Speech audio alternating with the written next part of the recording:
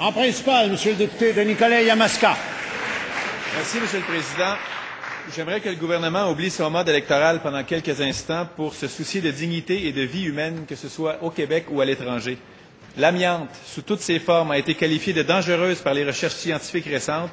Même l'Organisation mondiale de la santé estime qu'on ne peut parler d'utilisation sécuritaire, quel qu'en soit le type. Les arguments économiques n'y sont pas non plus. On parle d'emplois qu'on pourrait facilement remplacer par des emplois plus prometteurs dans la même région. Parce que Chaudière-Appalaches, c'est les matériaux composites, le matériel de construction et de transport, les maisons préusinées, les produits sportifs, la valorisation du bois dans la construction et j'en passe. Ce sont des centaines d'entreprises et des milliers d'emplois qu'englobent ces secteurs d'avenir.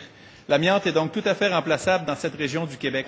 Comment le gouvernement justifie-t-il toujours son appui à un produit que tous ceux qui en ont les moyens ont rejeté et banni, incluant même le Québec?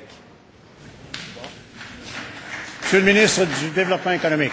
Monsieur le Président, le gouvernement ne relancerait jamais l'activité de la mine sans s'assurer, sans avoir la nette conviction que cette relance-là, ça va se faire en s'assurant que les travailleurs et les futurs clients utilisent l'amiante d'une façon très sécuritaire, Monsieur le Président. Actuellement, pour la mine Jeffrey, nous avons imposé deux conditions. La première, c'est avoir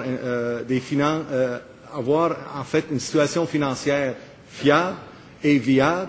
La deuxième condition, c'est nous allons imposer, s'il y a une transaction, nous allons imposer une audit sur les clients pour s'assurer que les clients vont utiliser l'amiante d'une façon très sécuritaire.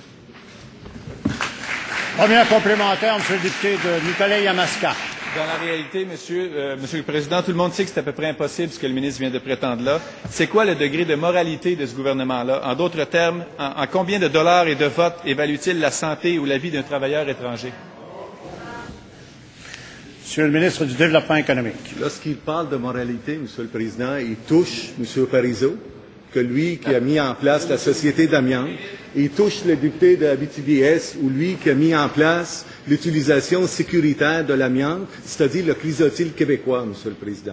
Alors nous, on veut créer des emplois, on veut donner des emplois à ces gens-là, mais on veut s'assurer en même temps, Monsieur le Président, il faut qu'il y ait une utilisation sécuritaire, il faut qu'il y ait une viabilité financière, et nous allons s'assurer en plus, Monsieur le Président, que le client aussi, dans son utilisation, soit une utilisation sécuritaire pour les clients, pour les travailleurs.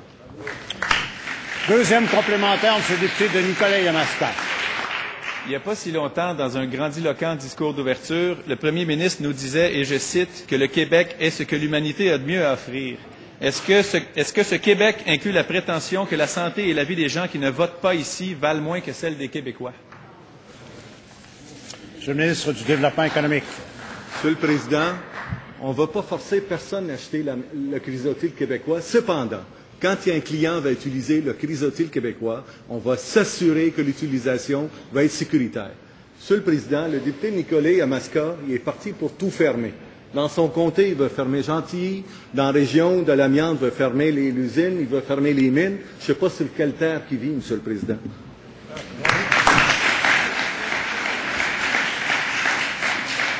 Est-ce que c'est déjà la fin de la période de questions? Non, j'imagine. Alors,